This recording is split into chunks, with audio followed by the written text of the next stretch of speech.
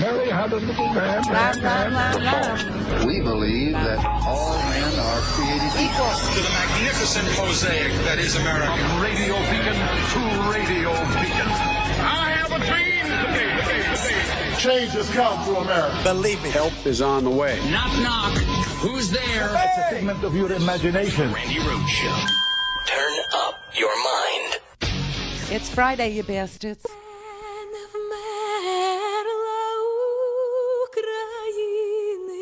Ні слава, ні воля,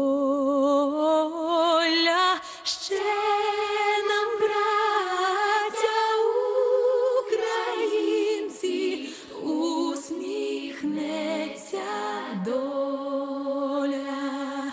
Згинуть наші вороженьки, як роса на сонці. Запануєм ми, браття, у своїй сторонці. Душу й тіло ми положим за нашу свободу і покажем, що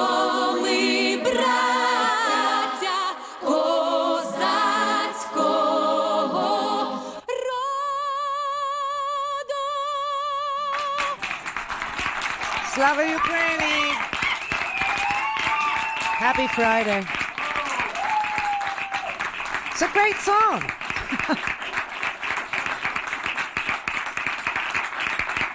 Hey, they killed their third Russian general today. Number 3. Bye-bye. And they blew up the convoy finally. They blew it up. I guess our stuff got there. Oh, that's good. So, yeah. They keep killing Russian generals, these unbelievable Ukrainians. They're incredible. A shipment of security assistance from the United States arrived, and more is going to arrive in the next 24 hours.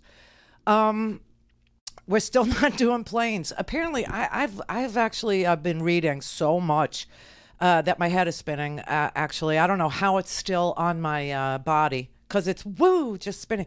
I mean, Brett and I were talking about all of a sudden you got to become a Russo, a Eurasian expert. I'm like, no, that's impossible because there's thousands of years of history there. I mean, literally thousands of years of history there.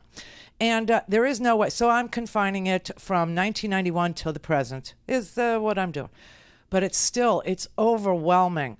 However, looking at the military position of Ukraine versus the military position of Russia is an interesting endeavor in and of itself. In that, remember, I was supposing, just from knowing what Russia is and how it works, and meaning I've been there, I've seen what the godlike state presents itself to the Russian people as being, and it is, they present the state as being a godlike creature.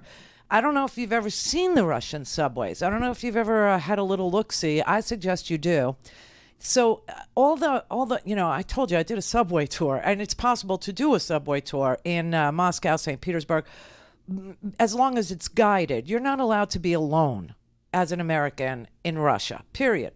So you have to, book things. You have to, pay for guides to take. So I said, let me see the subways, thinking it was New York. It was a New York. Oh, no. Oh, hell no. Each subway station is more grand than the next. Like New York's got Grand Central Station. It's pretty awesome. It's pretty amazing. But you've never seen anything until you've been in the Russian subway system. I mean, each station is like a palace, each one, and they're all different. One is super modern. One is like Catherine the Great would have decorated it. Another one is like the Ottoman Empire, influence some of. I mean, it's. And then when you get out of the subway and you're in the neighborhoods, it's like Stalin lives. You know what I mean? I told you it's like projects where everybody has a shared apartment. and the apartment that you share with other people. It's like the studio is humongous. It's humongous compared to an apartment. Anyway, the Russian people are starting to let's say flee and rebel and be pissed. They're starting to have issues with what's going on there because as it wasn't austerity exactly there. It was, like I said, $450 a month would be good, would be a lot of money, would be a comfortable salary. For instance, if you joined the military, our military doesn't pay all that well either. But their military, before the ruble crashed, it was like 18,000 rubles a month. So before the ruble crashed, it was like $240 a month to be in the military. But you had to live in their barracks, and their barracks had no heat, no running water. So basically you had to rent an apartment too. It's really dank. It's really, really a dank place. Now with the crash of the ruble, the military is probably taking home $90 a month, you see. $90 a month.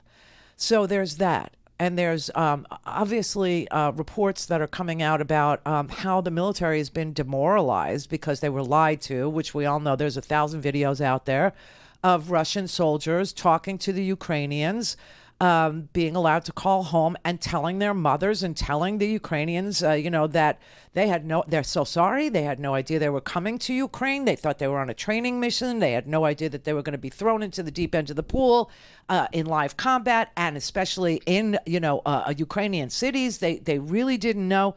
And so most of the attacks, the big ones, the bombs, the ones that are destroying kindergartens, like today, they destroyed another kindergarten. Today they also destroyed a shoe factory because, that's the military must wear shoes. So therefore it's a military target. Get them. See what I mean?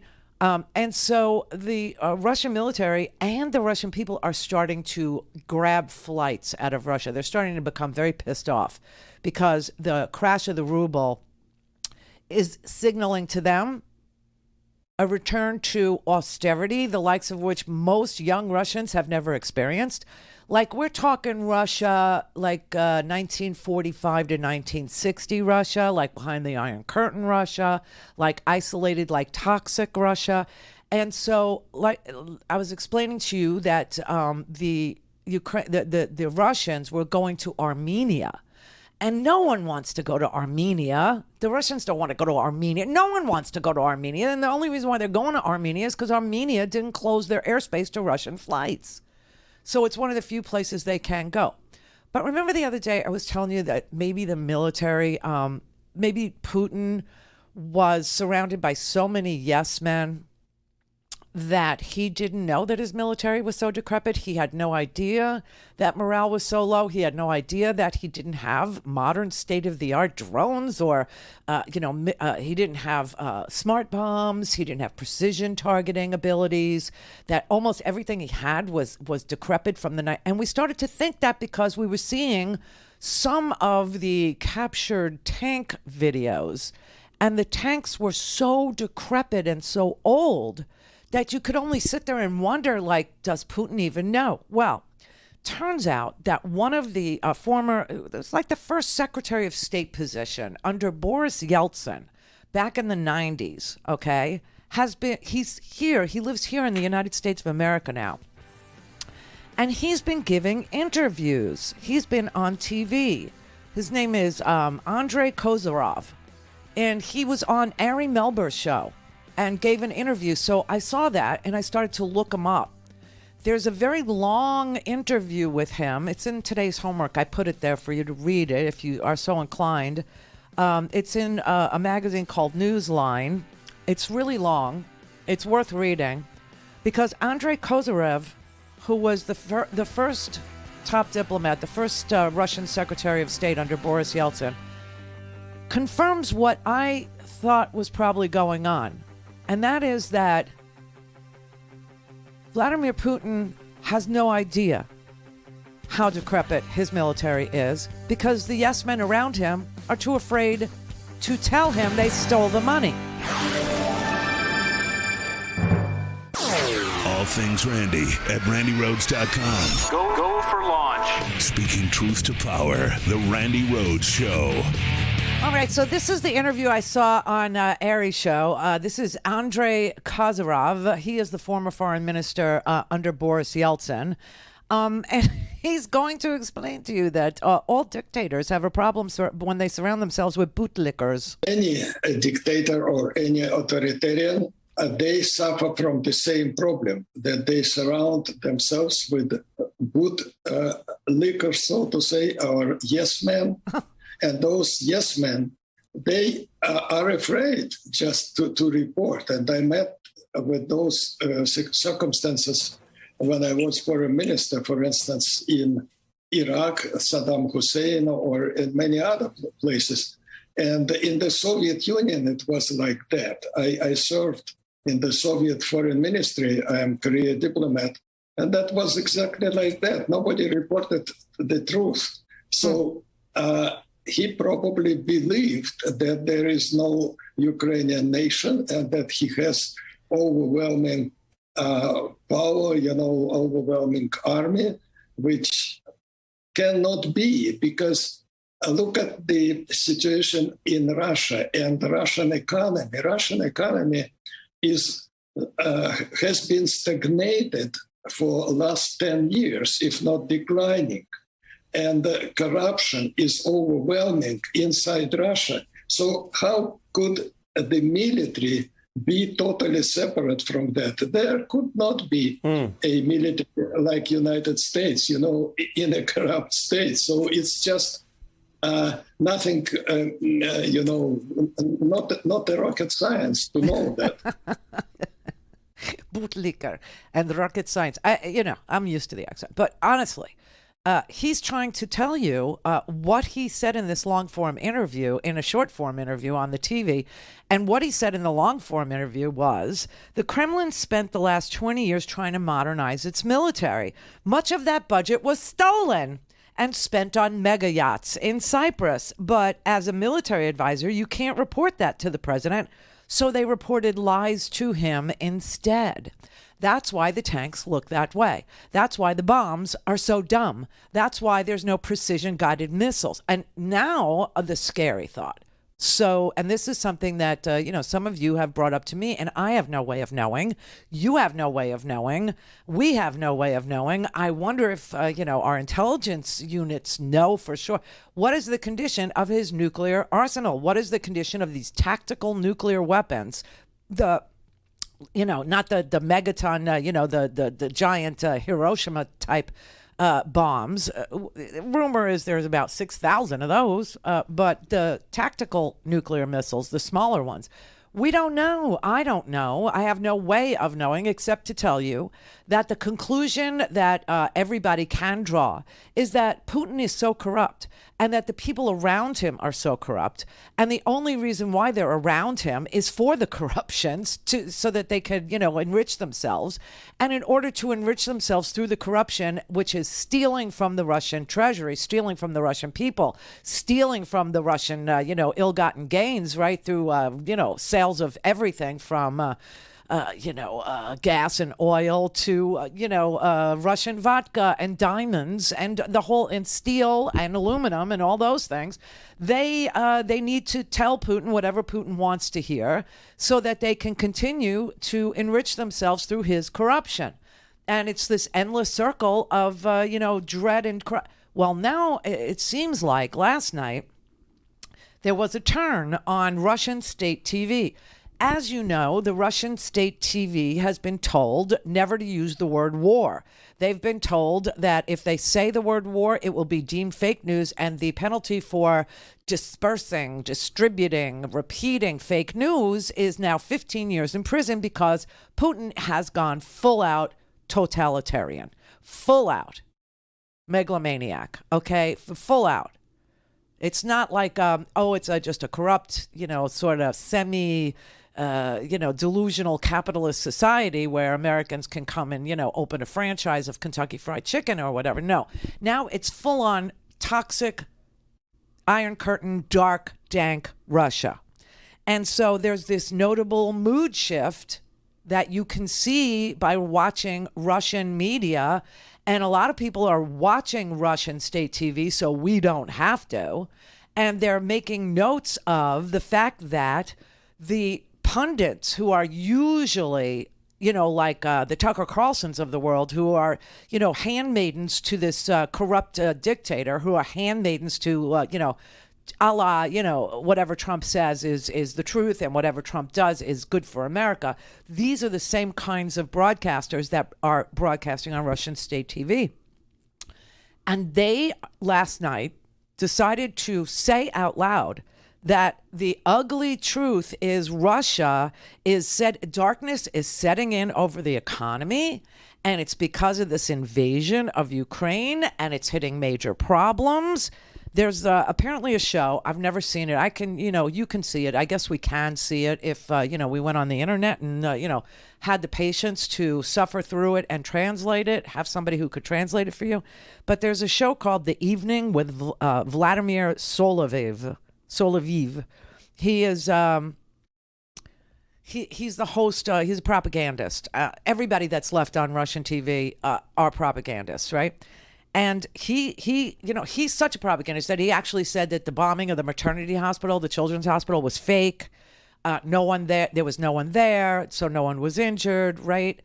And that the Ukrainians are firing on each other, which I told you yesterday, Maria Butina, that Russian spy that spent 18 months in our prison for cozying up as a foreign agent from the Russian Federation into the National Rifle Association and was funneling money through the NRA into the campaign, right? I mean, this really did happen. So, but anyway, the atrocities are starting to get exposed, even though these propagandists have been denying that Russia's committing any atrocities, right?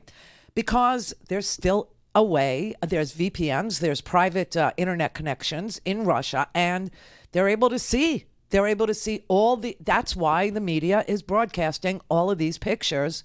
By the way, you remember the pregnant girl who was evacuated from the children's hospital in Mariupol? She gave birth. She has a healthy baby girl, and she named her Victoria to commemorate the victory. Yeah.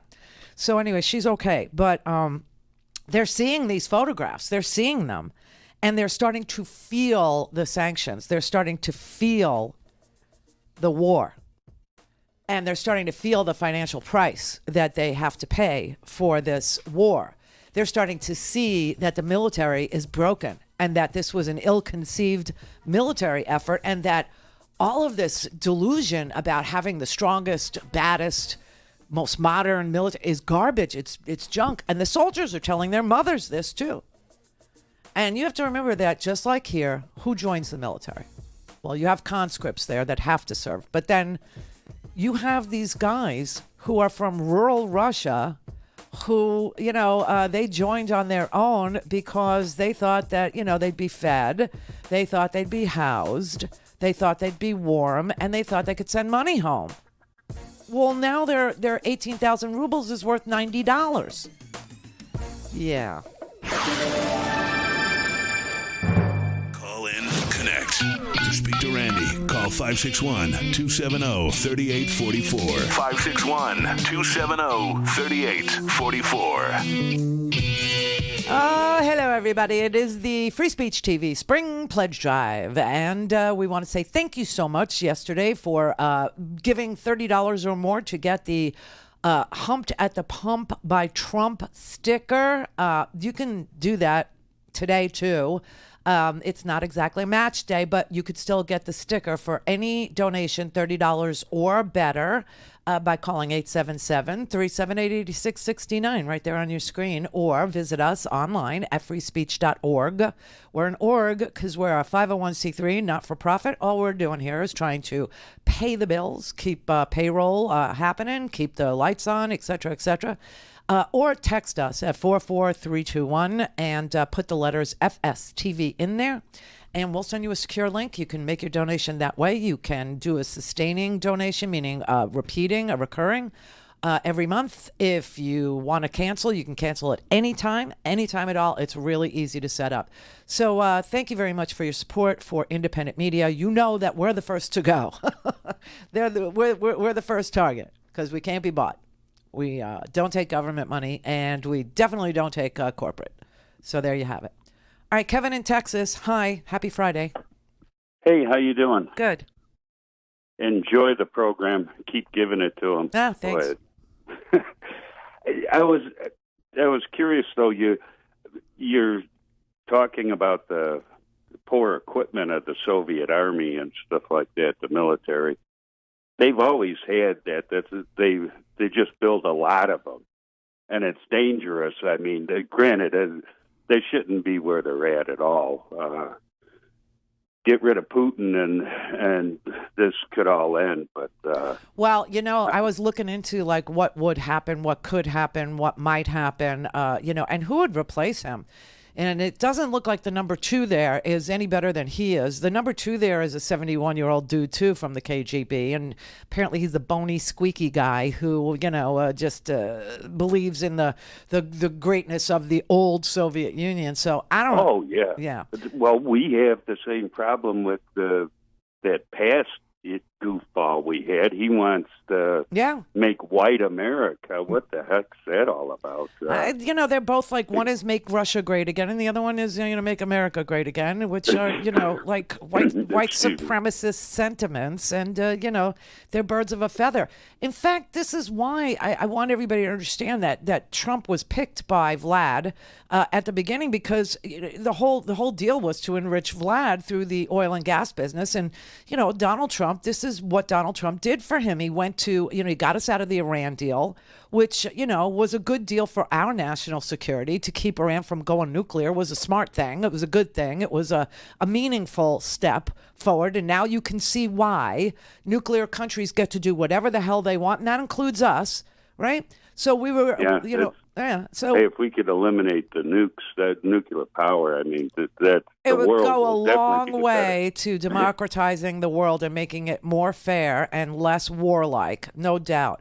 But anyway, he took all those barrels of multiple millions of barrels of oil off the market, and that benefited Putin. And then he turned around and made a deal with the Saudis and said to the Saudis, we'll pull out of this 75-year, security agreement that America has with you if you don't, decrease your production for the benefit of Russian oil. And they did it. They freaking did it. So this was all a gift of Vlad. So people want to know what the hell's going on with the gas. I mean, all these barrels are off the market.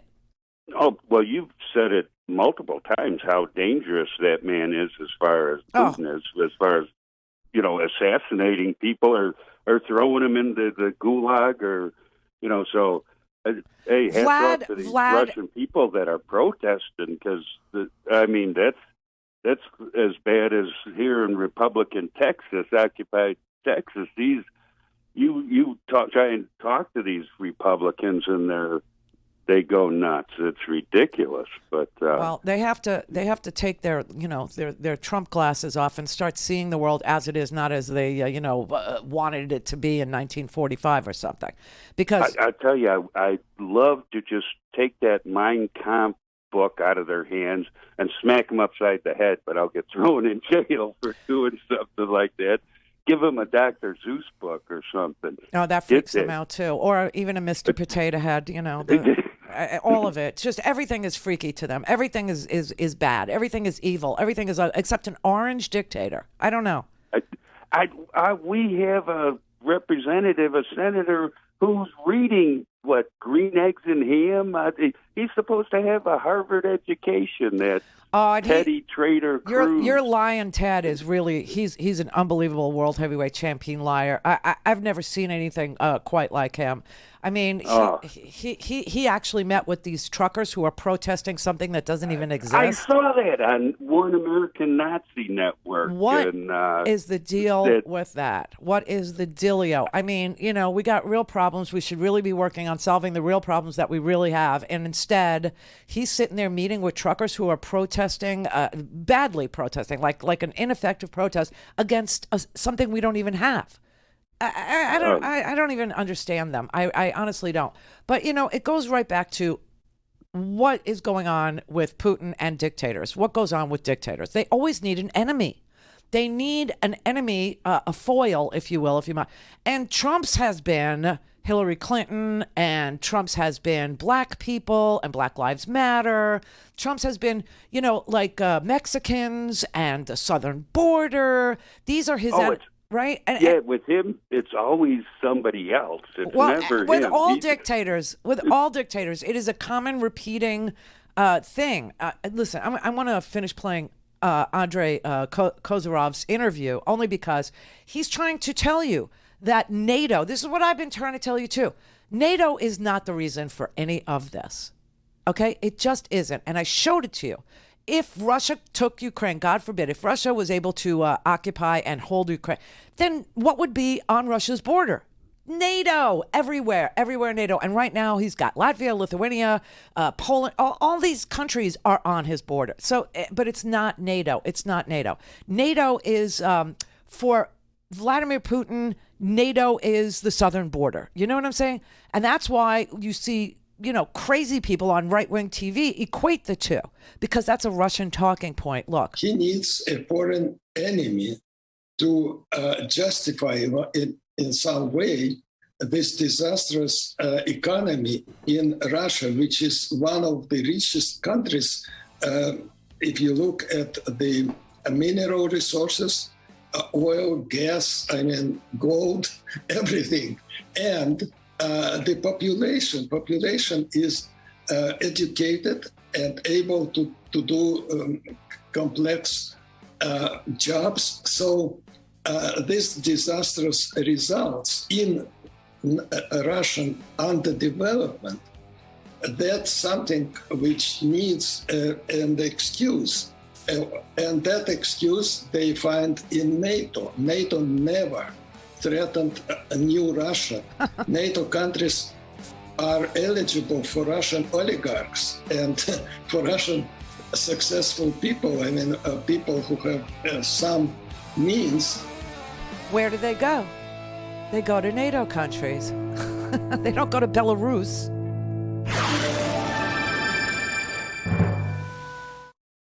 This is the Randi Rhodes Show. To speak with Randi, dial 561-270-3844. That's 561-270-3844. Okay, so this is, again, the first Secretary of State, you know, for lack of just to apply our job description to what he did for Boris Yeltsin between 1990 and 1996 in Russia. Okay, this is Andrei Kozyrov, and he's saying that NATO needs to show strength. First, he said, you know, NATO is just a boogeyman. Okay, and the only reason why he's using NATO as an excuse is to hide his corruption.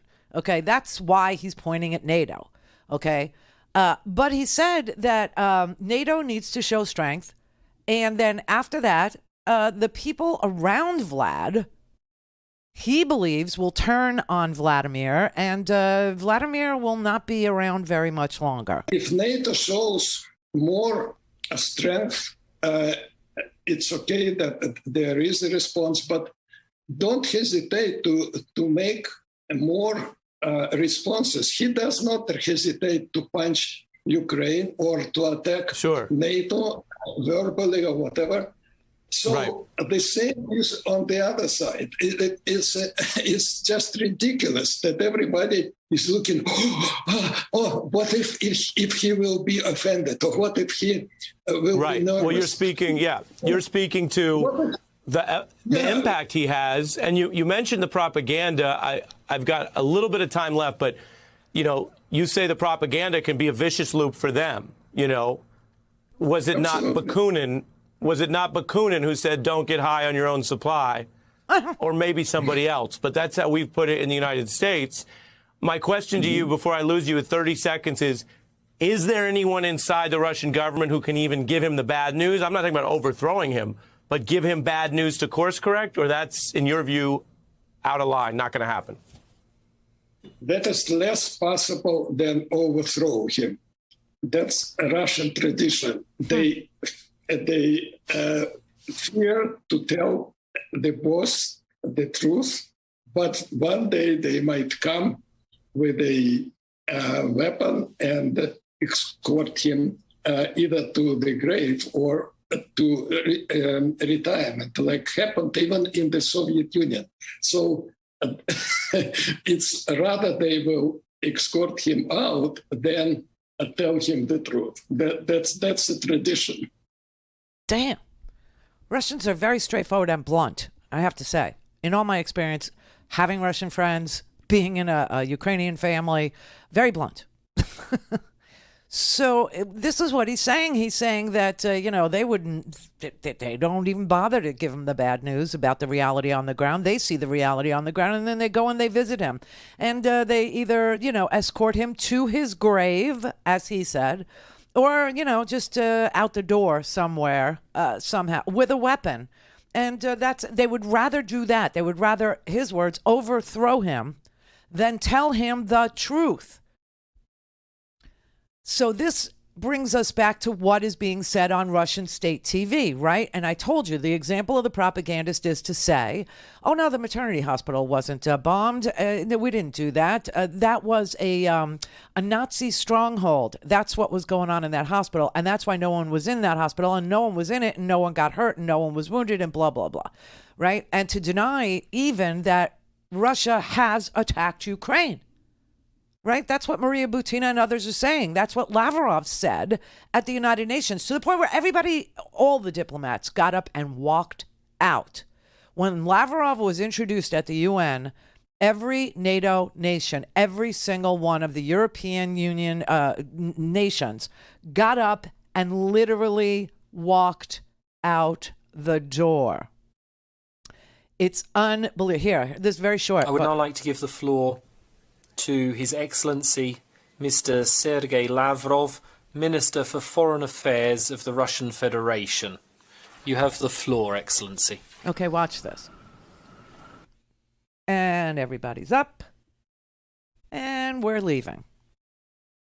Do you see that? Okay. So Lavrov... The reason why they Ladies and gentlemen, walked out is because Lavrov is literally sitting at the United Nations playing this game of propaganda, saying, we didn't even attack Ukraine. We don't even know what you're talking about. Okay, that's how brazen they've been. So now you have the Russian state TV pundit. Her name's Karen Shakhnazarov.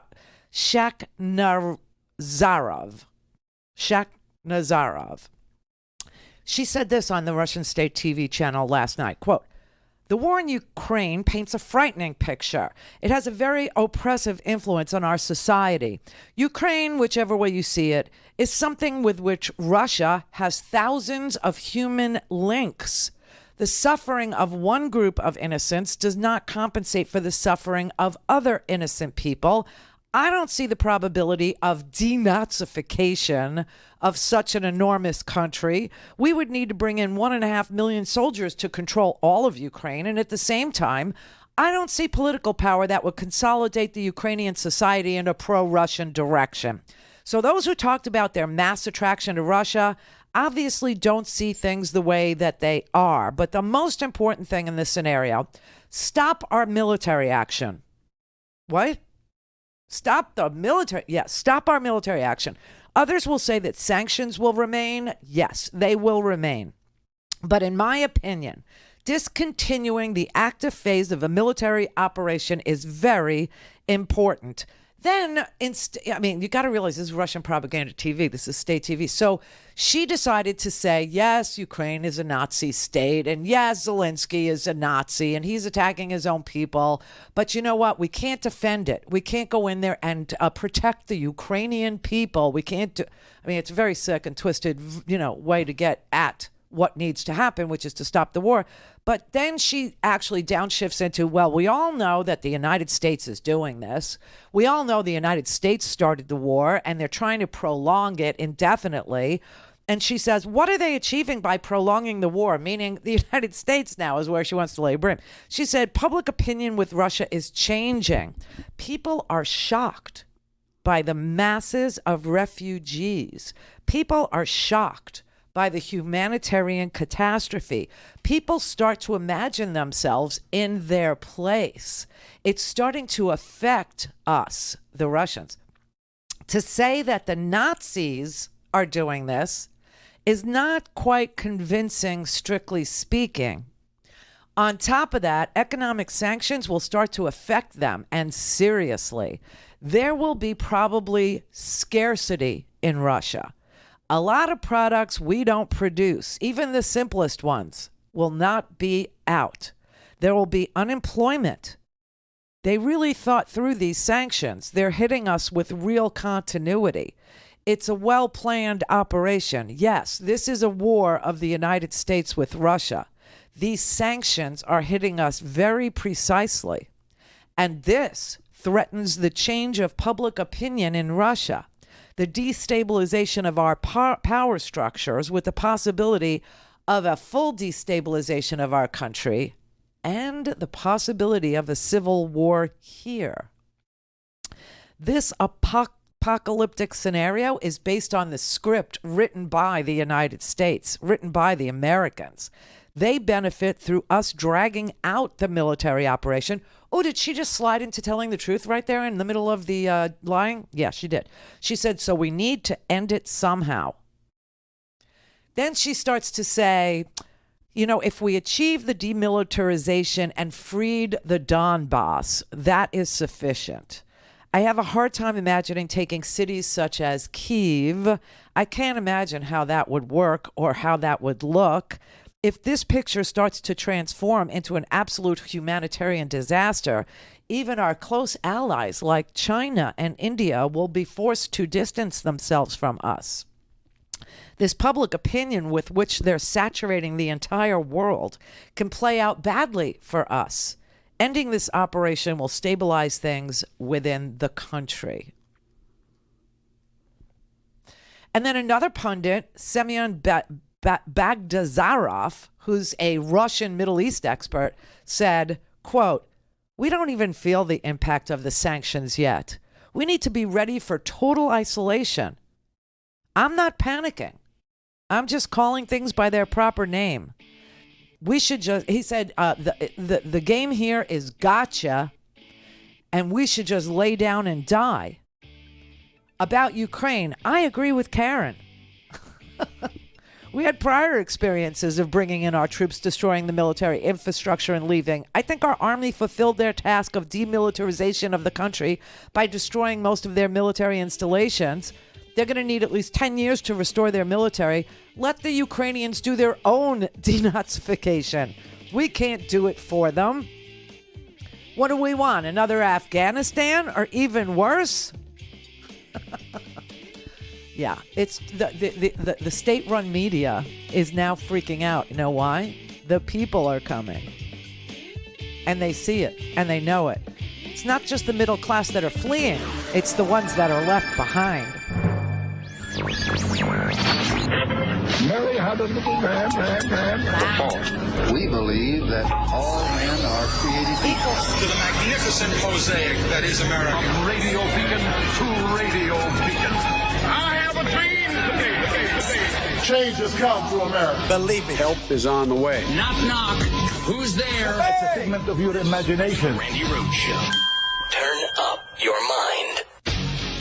The Battle of Brovary. Video released by the Ukrainian Ministry of Defense showing a massive column of Russian tanks and armored vehicles being ambushed as they drove towards the northeast outskirts of Kyiv. Driving on an open road, the Russians were heavily exposed and easy targets. Videos circulating online showed the Russian vehicles in flames. The Russians facing sustained artillery attacks by Ukrainian forces, with tank after tank appearing to be destroyed. The Ukrainians claiming that 2 commanders were amongst those dead, although this can't be verified. The next video seeming to show the Russians then withdrawing. The Ukrainians saying Russian troops were forced to retreat and move to the defense as a result of significant losses of personnel and equipment.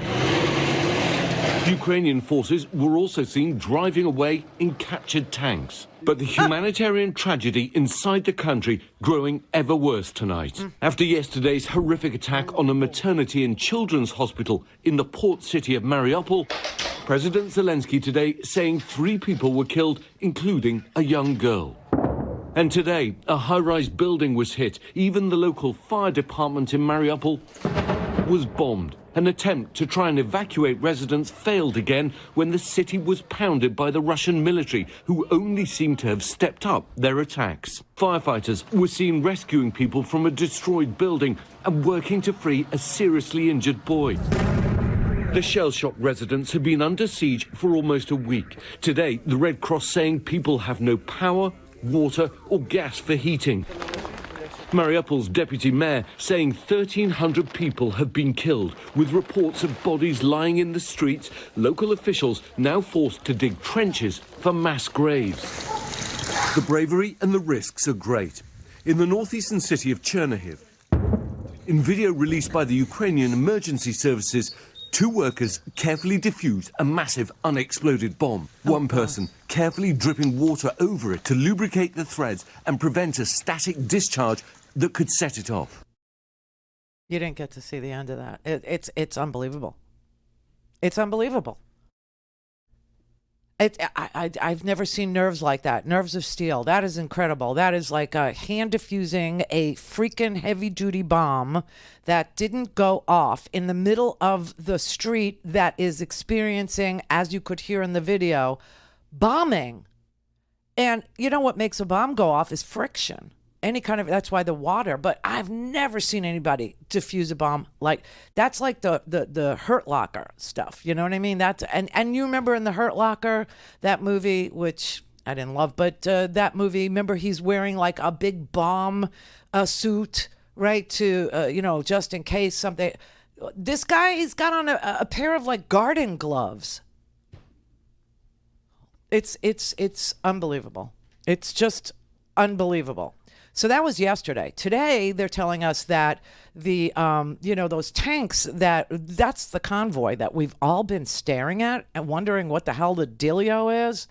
Well, it looks like they started to move, meaning I guess they got resupplied somehow, and they started to move down a highway toward Kyiv. And, you can see them from the sky and all. And so they were attacked with, I don't know if it was javelin missiles or shoulder-fired rocket-propelled grenade launchers or drones. I don't know. Let me show you what a Turkish drone attack looks like on a Russian tank. This is literally a Turkish drone being used on a Russian tank. This is unbelievable.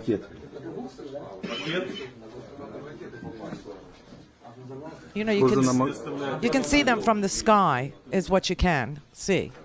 From the drone.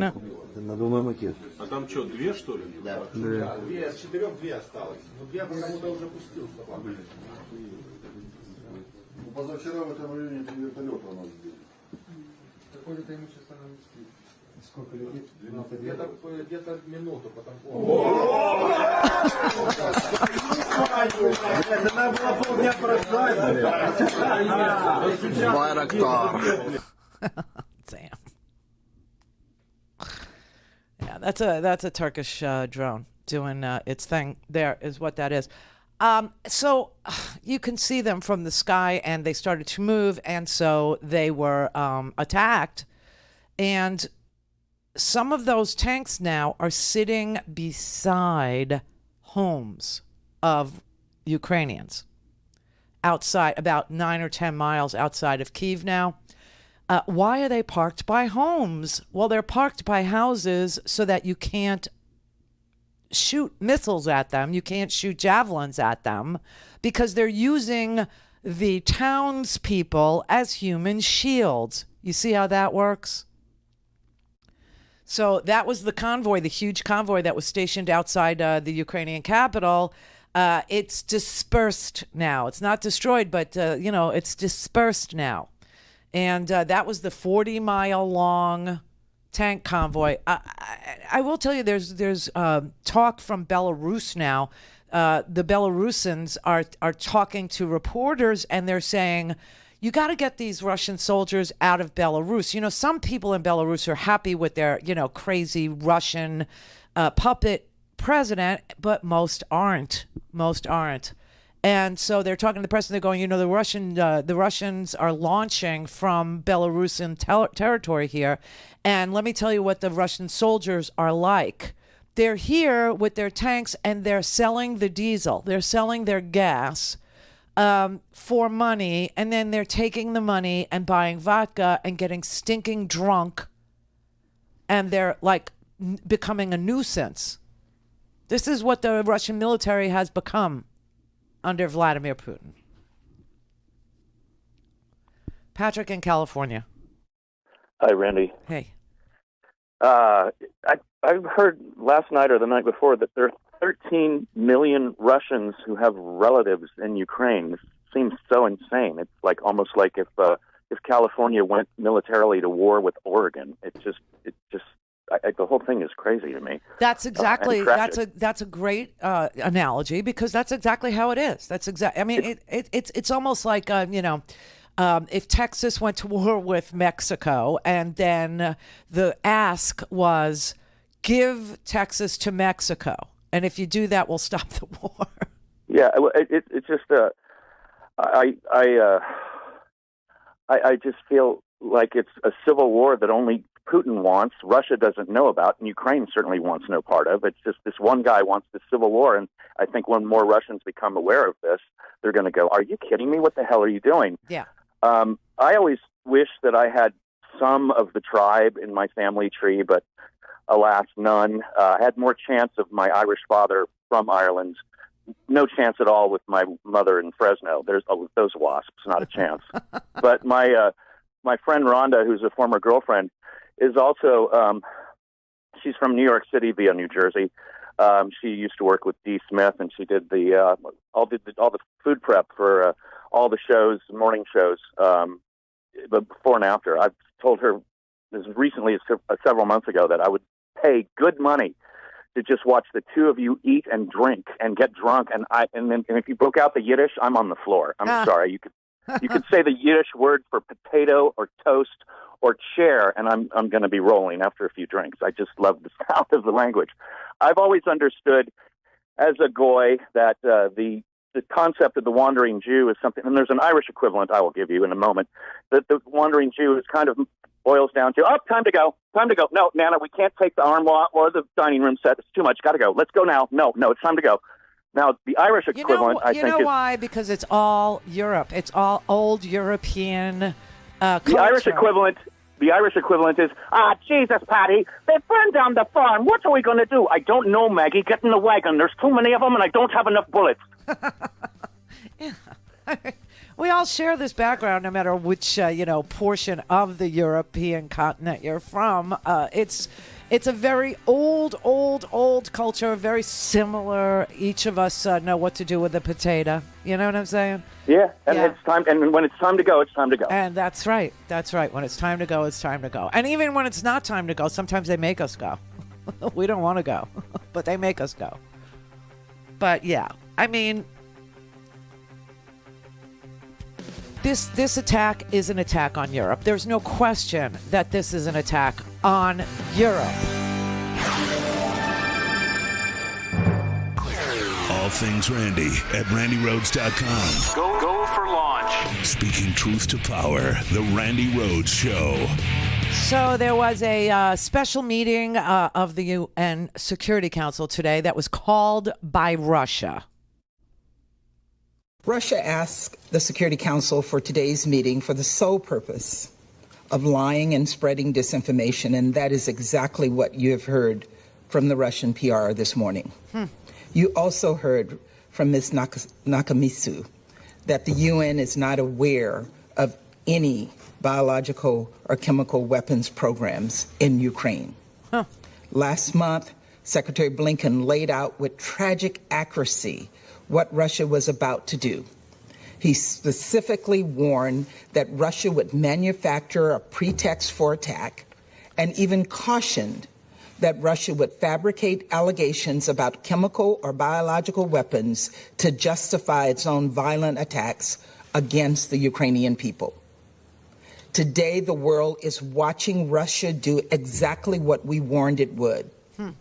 Russia is attempting to use the Security Council to legitimize disinformation and deceive people to justify President Putin's war of choice against the Ukrainian people.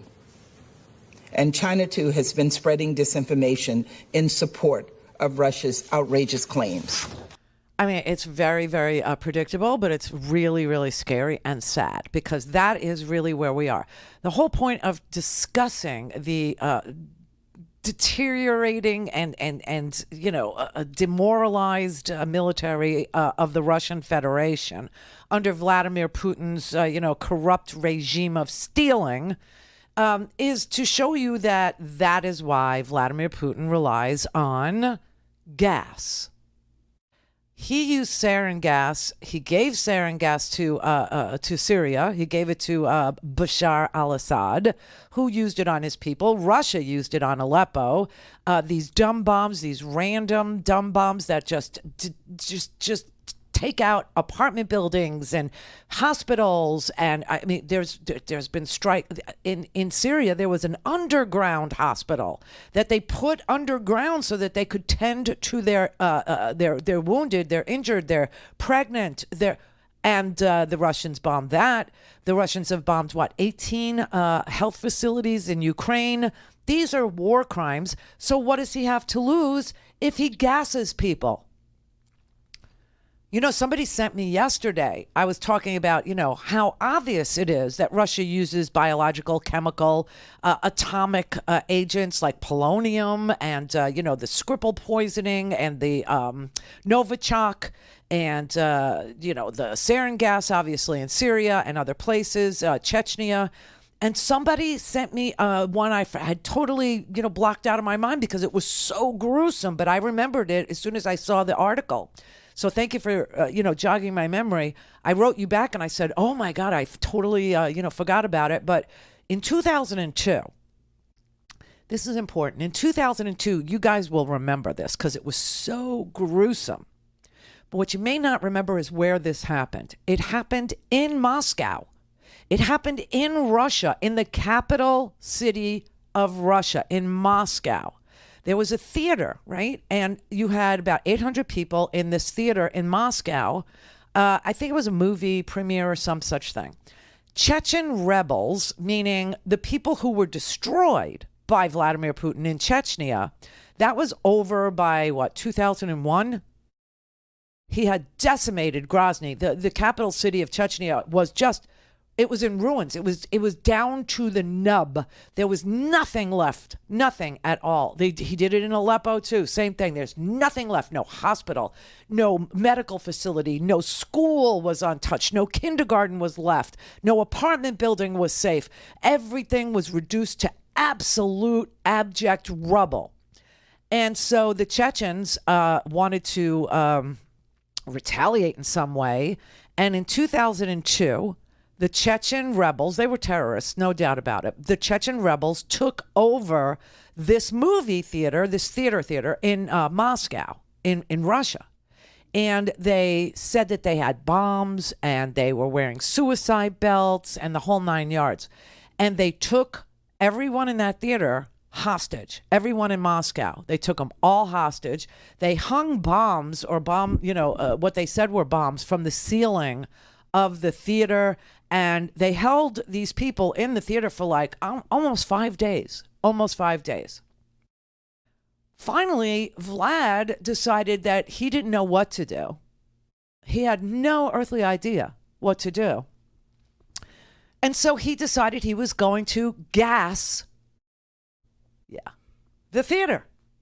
Well, the problem with that was that not only would he be gassing the terrorists from Chechnya, the rebels, but he'd also be gassing his own people who were in the theater.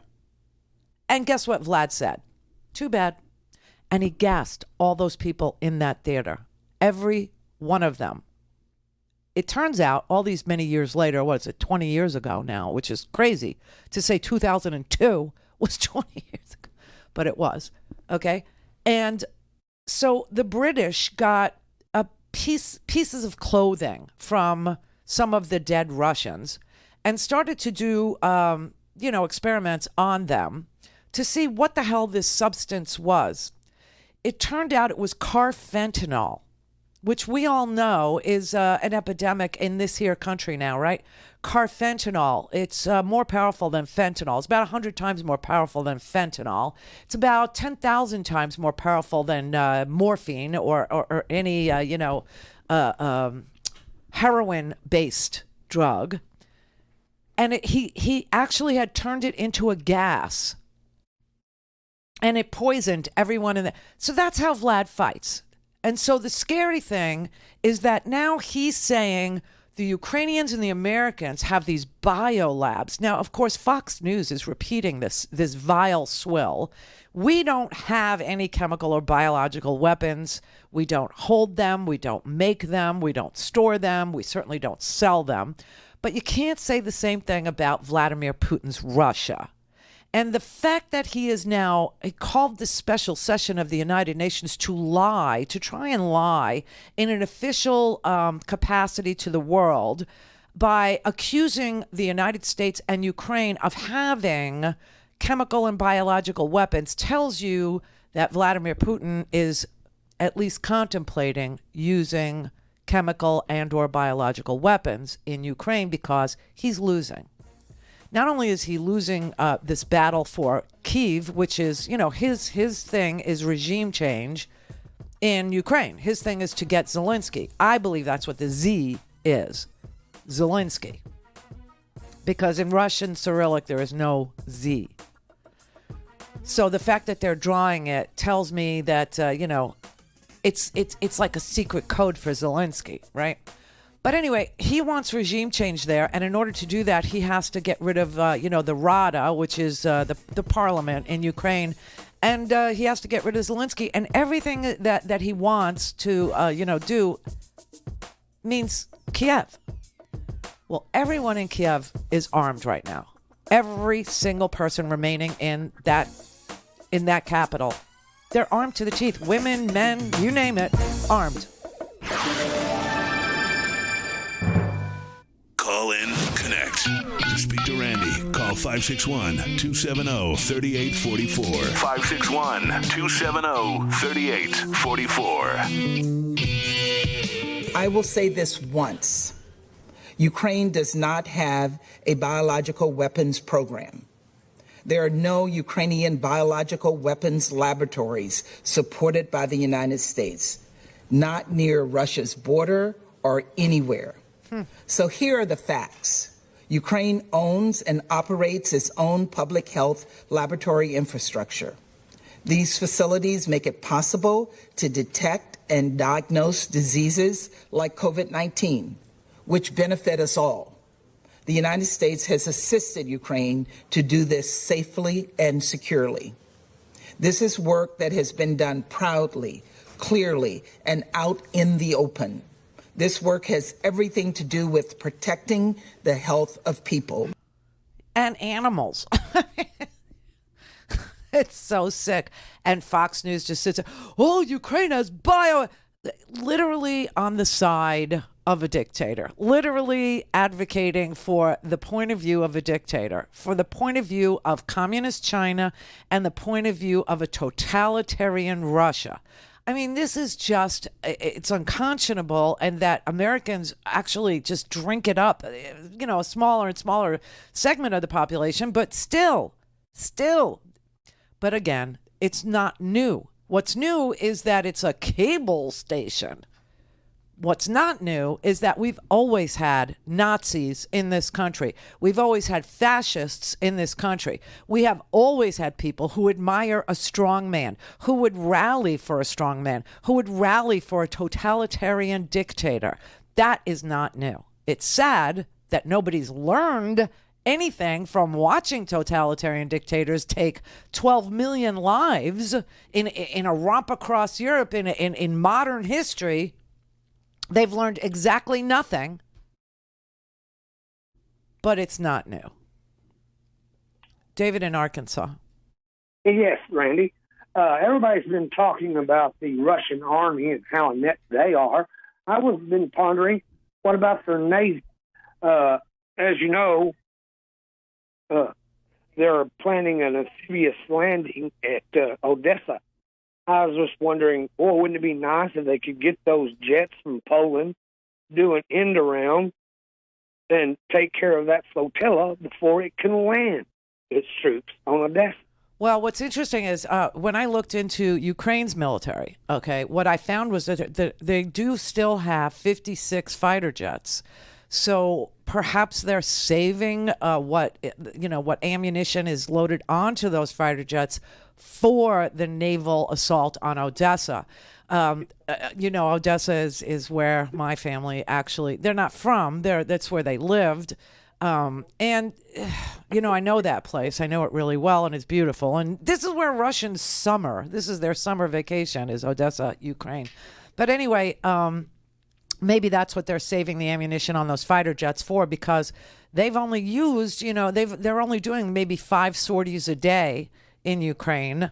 So I have to conclude that they will protect Odessa by sea that way. I mean, if Odessa is taken by the Russians, then that means Ukraine is cut off from the Black Sea, right? Which is what Odessa is. It's a port city on the Black Sea. So there's 2 little seas, right? There's the Azov, which I was not familiar with. Remember when this first started, I said, now we're going to have to learn all about Mariupol, and now we're going to have to learn all about the Donbass region and the Sea of Azov, right? Yeah. So below, though, is the Black Sea. Now, I know the Black Sea, and that is the shipping port for Ukraine. Now, what Putin's war plan seems to have looked like from the beginning was that he was going to go from the east to the west across the southern portion of Ukraine and seal Ukraine off from being able to receive or to ship from the Black Sea and make Ukraine a landlocked country. That's why I believe that they will literally protect Odessa more than they protected any of the other places that Russia has been bombing the crap out of. But we'll see. We just have to see. I am not privy to their war plan. I am not privy to Russia's.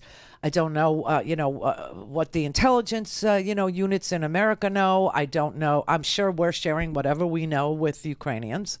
That I feel confident about. But I don't know. Bill in Oregon. Hi there. Hey. I'm an 84-year-old musician.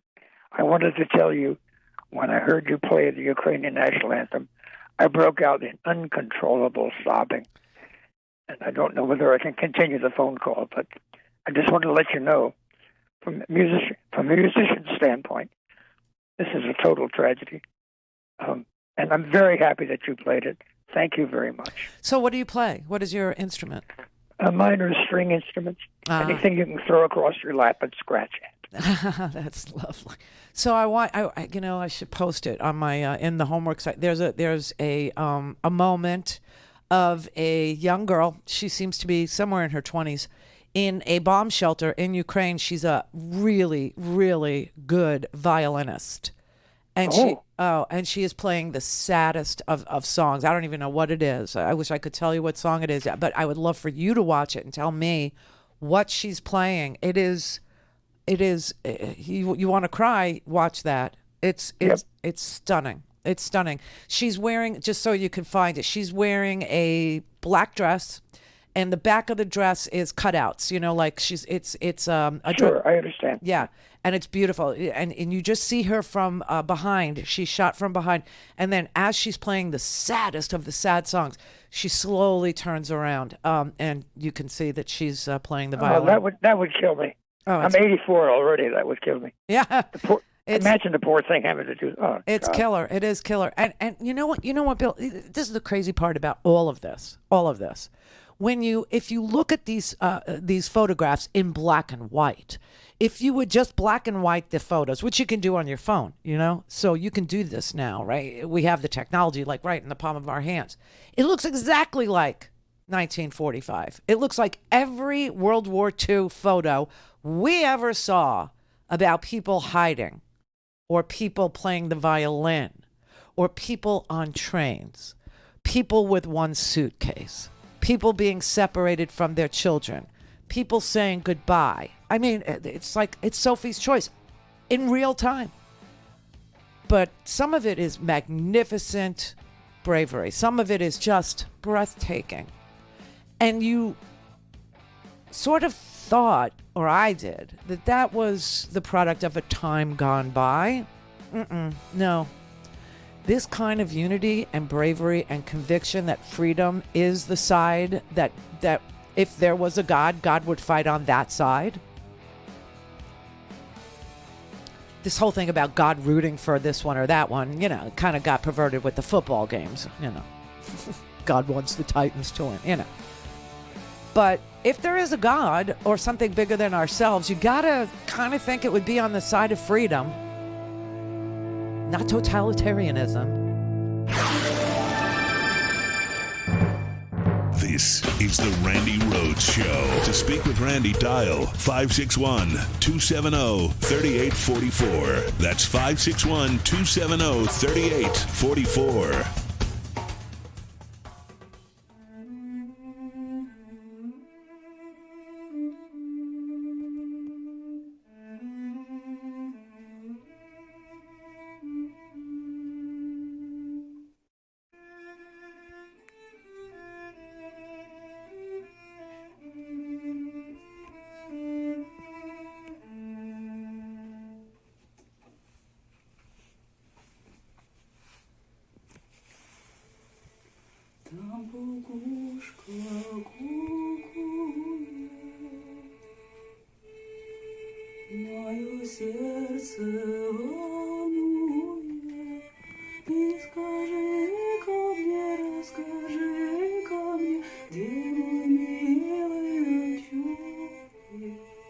I mean, these are the saddest songs I've ever heard in my life. But that's the video. I just played that right off of YouTube, but it's apparently a Russian folk song. This Ukrainian girl is in a basement in Kyiv hiding out and brought her violin with her. But there's better videos of it, of the whole song. It's just, it's so sad. It's so sad. Russell in New York. Oh, hi, Randi. You got to admire the gall. You have to admire the gall of the U.S. delegate to the UN talking about false flag operations when we went into WMD in Iraq and we never apologized. But it's very interesting that you're from Ukraine. It explains a lot more, and I understand that you have a certain bias. But have you heard about Odessa? Well, I mean, have you heard about Odessa at the trade unions building? What the Ukrainian Nazis did there to the Russians inside that building? Did you see that? Say it again. In Odessa, right, there's a trade unions building. You can look it up. And there were Russians inside, during the 2014 Maidan color revolution that we imposed. And instead of negotiating this is Russian talking points is what that is. Every last thing he said. Okay, we didn't impose any protests in Ukraine. Those were Ukrainians in 2014 who wanted to get rid of the Russian puppet, I can't even, I always blank out on his name. Yanukovych? Yes, thank you. Viktor Yanukovych, who, by the way, was impeached by the parliament, by the Rada in Ukraine with more than 327 votes. Okay, he was impeached. He fled to Russia. And then Ukraine had a free and fair election. And I believe they elected Poroshenko after that. So anytime you hear anybody talking about Nazis in Odessa, which is Odessa is a very Jewish place, just so you know.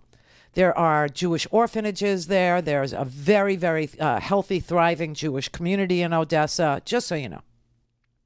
Anybody that tells you about Nazis in Odessa, in Ukraine, is Russian talking points. Anybody that brings up coup with the Maidan coup, that America did something untoward in Ukraine, when it's perfectly easily looked up, and you can see that for 2-3 months, Ukrainians were out on the street for 2 or 3 months fighting for freedom to get rid of this Russian puppet, Viktor Yanushchenko, and that the Ukrainian government itself impeached him. He fled. Where did he go? He went to Russia. Yeah, he went right back to the loving arms of Vladimir Putin, and they had a free and fair election in Ukraine. So that's not a coup at all. There was no violence. There was no overthrow. There was no cheating. It was the parliament literally voted this man to be impeached, and he went right back to Russia. You know where else they have, disgusting government? You hear about Moldova. Well, you're going to start to hear about this area of Moldova, which is the poorest, one of the poorest places in Europe, Moldova. Okay, and then there's this separatist community also inundated with Russian puppets called Transnistria. Transnistria is this really strange separatist place that Vlad puts puppet governments in. It's a tiny little slice, just like the Donbass region is a tiny little slice on the right side of Ukraine. Well, Transnistria is also a tiny little slice on the right side of Moldova, which is a teeny tiny country. And there was a Russian puppet there too. Apparently, he's been charged in absentia because he also fled back to Russia. And he's been tried in absentia, and I believe he was convicted on 16 crimes against the people there. This is what Russia does. It's who they are. They are corrupt, totalitarian. We've been calling them an oligarchy for the long. Forget that. They have downshifted into a totalitarian country. Period. End of story. Keno in Florida. Hello, Randy. Hey. I've got good news. Yeah. There is a man in Russia who there's a push for him to put Putin in a straitjacket. His name is General Sergei Shoigu, and he's the minister of defense. He's another puppet. He is he's not even, he has no military experience, and he's head of the military. You know that, right?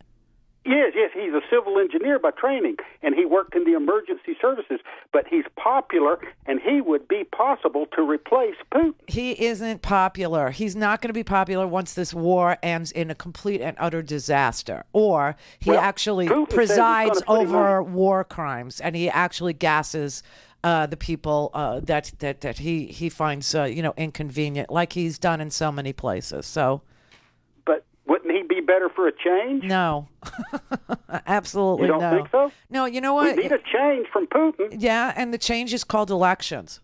That's what the change is called. That's not there's an idea. Let's have a free and fair election in Russia. Oh, my God. Yeah, what would the people do? You know when the last free and fair election was in Russia? You have any idea? When they elected Vladimir Putin. That was idealistic to have a rush. In the no, meantime, they did have an election. They did. Putin was elected. He really was. Just like Adolf was elected too.